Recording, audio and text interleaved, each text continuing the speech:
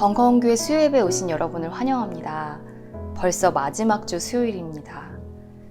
8월 한 달 우리와 함께 해주신 그 하나님의 은혜를 기억하면서 새로운 달과 새로운 계절을 열어가는 우리가 되기를 바랍니다.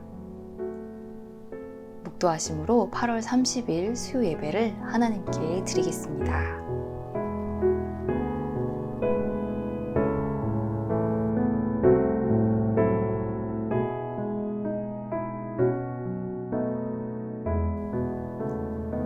이 땅에 다시 오신다고 약속하신 주님, 우리가 딛고 선 땅은 때로 주님의 약속과는 거리가 먼 것처럼 보입니다. 그래서 우리는 그 약속을 잊어버리고 타협하기도 하며 살아갑니다.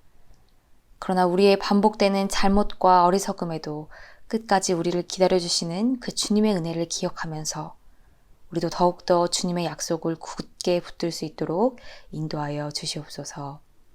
예수님 이름으로 기도드립니다. 아멘.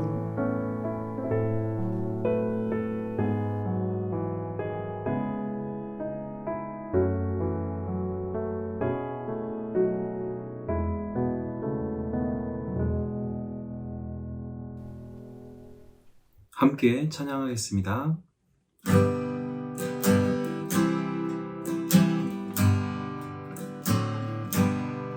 주 예수 내가 알기 전 날 먼저 사랑했네. 그 크신 사랑 나타나 내 영혼 거듭났네. 주 내 맘에 늘 계시고 나 주의 안에 있어. 저 포도 비유 같으니 참 좋은 나의 친구. 내 친구 대신 예수님 날 구원하시려고 그 귀한 몸을 버리사 내 죄를 대속했네.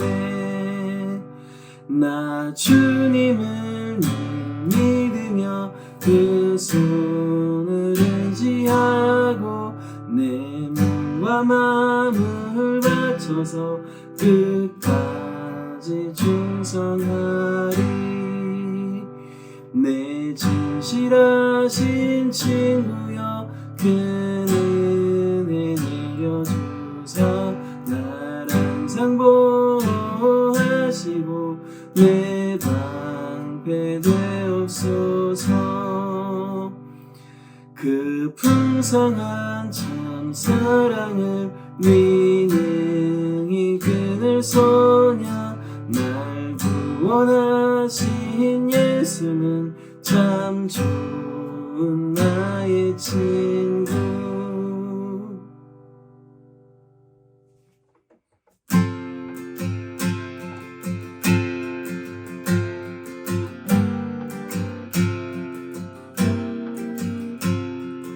예수도 알기 원하네. 크고도 넓은 은혜와 대속해 주신 사랑에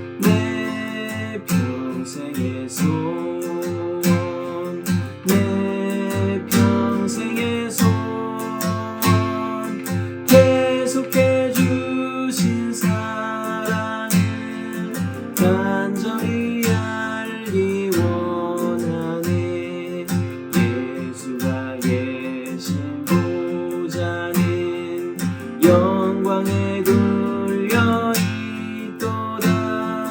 평화의 왕이 오시니 그 나라 왕성하도다. 내 평생의 소원, 내 평생의 소원, 계속해 주신 사랑을 간절히 알기 원하네.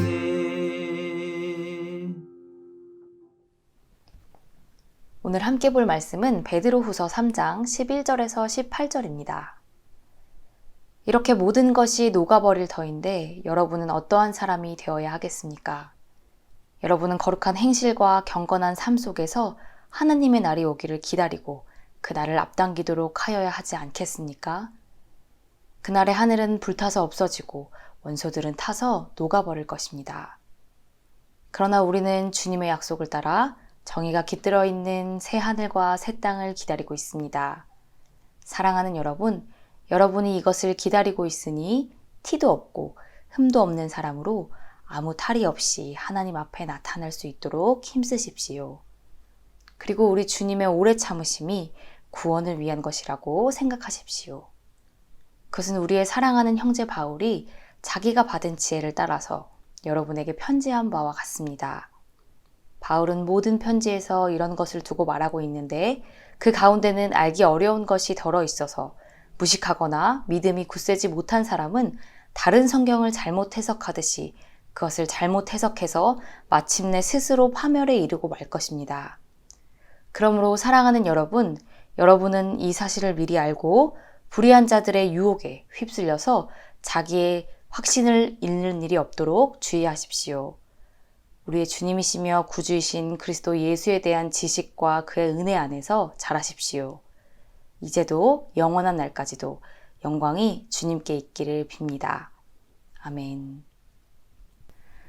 2015년 개봉한 영화 중에 암살이라는 영화가 있습니다.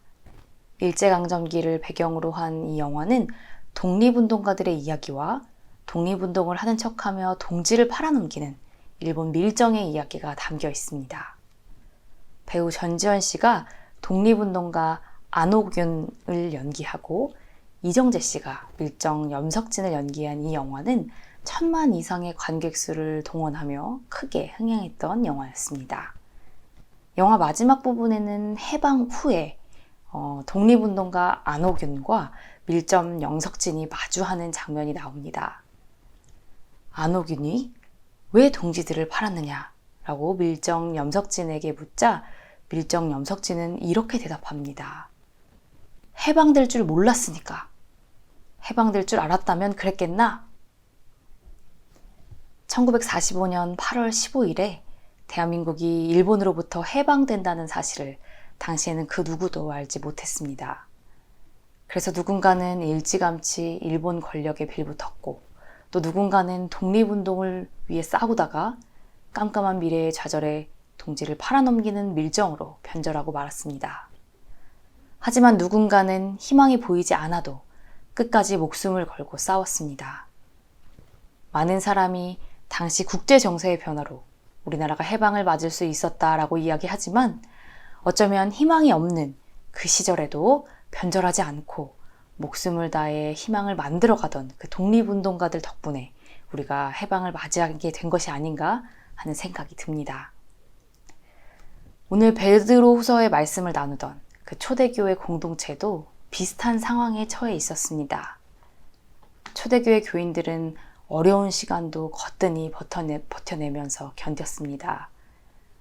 그들이 어려운 날들을 견딜 수 있었던 것은 주님께서 분명히 다시 오실 것이라는 굳은 믿음이 있었기 때문이었습니다. 지금은 비록 어려움 가운데 있고 박해를 받고 천대를 당하고 있지만 주님이 오시면 그 모든 아픔과 억울함을 벗을 수 있을 것이라는 믿음 덕분에 어려운 시간도 거뜬히 버틸 수 있었지요. 그런데 다시 오신다던 주님은 오시지를 않고 어려운 시간이 계속되고 길어지자 사람들은 지치기 시작했습니다. 힘겨운 나날을 잘 견뎌내던 사람들도 실망하기 시작했습니다. 세상 사람들은 그리스도 공동체를 향해 조롱을 쏟아냈습니다. 그리스도가 다시 오신다는 약속은 어디 갔느냐? 그 약속을 기다리던 너희 조상들도 죽었고 모든 것이 창조 이래로 조금도 달라진 것이 없지 않느냐? 하는 조롱들이 이 그리스도교 공동체를 괴롭혔습니다. 그러자 굳건했던 사람들의 믿음도 흔들리기 시작합니다. 흔들리는 그들의 마음을 파고든 것은 바로 거짓을 말하는 교사들이었습니다. 지금으로 말하면 이단이지요. 거짓 교사들은 확신에 찬 말들로 흔들리고 있는 초대교회 사람들을 파고들었습니다.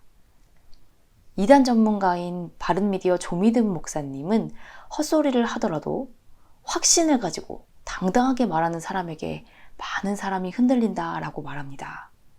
왜 그럴까요? 그 이유는 알 수 없는 복잡한 삶 가운데서 사람들은 명확하고 분명한 지침이 주어지기를 바라기 때문입니다.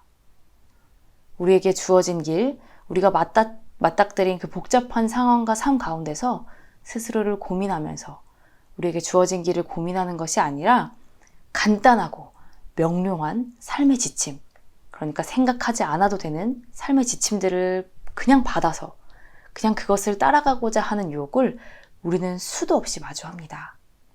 그렇게 스스로 생각하고 스스로 고민하면서 스스로 길을 찾아가기를 귀찮아하는 이들 가운데 누군가 확고하게 뭔가를 말하고 제시한다면 그 길이 무척 매력적으로 보이는 것이지요.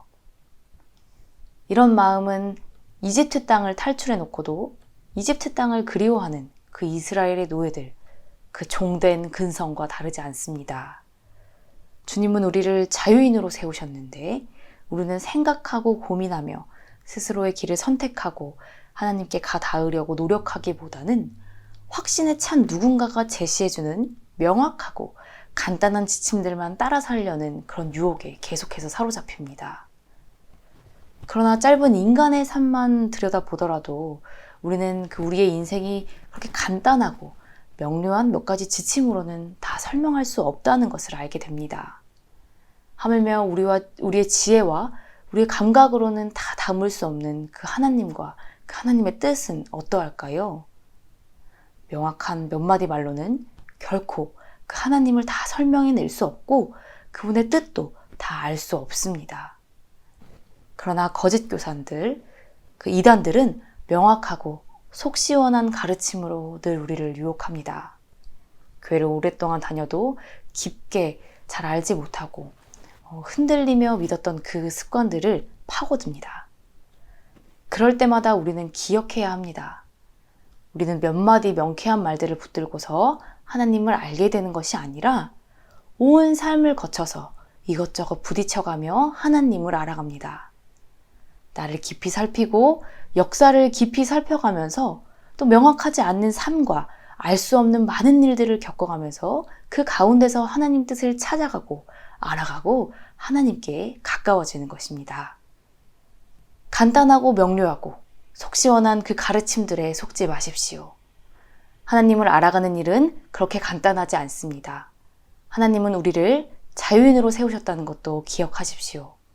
하나님을 알아가는 과정 가운데 방황하더라도 회의감 가운데 시달리더라도 그런 과정 역시 하나님께로 나아가는 과정임을 기억하면서 자유인으로서 하나님을 만나고 자유인으로서 하나님을 알아가십시오. 그 삶이 바로 종된 삶, 노예된 삶에서 해방된 삶이고 하나님의 자녀로 살아가는 삶일 것입니다. 초대교회 공동체를 위협하던 또 다른 문제 중에 하나는 자신들이 구원에 이르는 영적 지혜를 얻었다라고 주장하던 영지주의자들의 위협이었습니다. 학자들은 이 베드로후서가 베드로의 손으로 직접 쓴 편지는 아니라고 봅니다. 당시 학자들은 그 공동체가 겪고 있던 그 영지주의와 거짓 교사들의 위협에서 이 공동체가 베드로의 권위를 빌려서 하나님의 뜻이 무엇인지 그 가르침을 주고자 해서 이 베드로후서를 썼다고 이야기합니다. 영지주의자들은 신비한 영적 지식을 갖고 있기 때문에 육체를 입은 삶에서는 무슨 짓을 하든지 그게 상관이 없다라고 봤습니다. 그 육체를 입은 삶에서 무슨 죄를 짓든지 죄가 되지 않는다라고 생각했습니다. 그들에게는 그 신령한 어떤 영적 지식만 중요하고 이 땅에서의 삶은 별로 가치가 없는 그런 삶이었습니다. 이들은 육체를 입은 삶의 가치는 별로 쳐주지 않으면서, 그러니까 중요하지도 않기 때문에 얼마든지 방탕하게 살아도 마음대로 살아도 된다고 그렇게 생각했습니다. 그들은 우리 삶에 찾아오시는, 이 삶의 자리 가운데 찾아오셔서 역사하시는 하나님을 보지 못했습니다. 그러나 베드로후서는 하나님의 약속도 심판도 믿지 않고 이 땅에서의 삶을 방탕하게만 살아가려는 그 사람들을 향해 분명한 심판이 있다고 전합니다. 오늘 본문 3장의 앞장인 2장은 유대 전통 가운데 있었던 심판의 사건들을 나열하고 있습니다. 그러면서 이런 사람들, 이단과 거짓 교사들을 경계하라고, 또 영재주의자들을 경계하라고 말합니다. 2장 4절은 죄를 지은 천사들이 벌을 받는 이야기를 들려주고, 2장 5절은 노아 시대에 있었던 하나님의 심판 이야기를 전합니다. 6절은 소돔과 고모라가 잿더미로 변했던 이야기를 전하고, 또 15절은 불의한 삭스를 좋아했던 발람의 이야기를 들려주면서 영지주의자들이 쉽게 여기고 가치 없는 삶이라고 여겼던 그 삶 가운데 분명한 심판이 있을 것이라고 전합니다. 또한 베드로후서는 심판받은 사람들의 이야기에 빗대어서 정의를 부르짖던 사람인 노아와 또 의로운 사람이라고 불리는 롯의 이야기를 들려줍니다. 베드로후서는 롯을 무법한 자들 가운데서 방탕한 행동 때문에 괴로움을 겪던 의로운 사람이다 라고 소개합니다. 거짓 교사들, 또 영적 지식을 강조했던 그 사람들은 이 영적 지식, 그노시스, 그것이 바로 우리가 추구해야 할 바라고 가르쳤지만 성경은 의로움을 우리가 추구해야 할 바라고 전하고 있습니다. 구약 성경에서 의로움은 오직 하나님에게만 있는 속성이지만 우리는 이 의로움을 예수님을 통해 배우고 익힐 수 있습니다.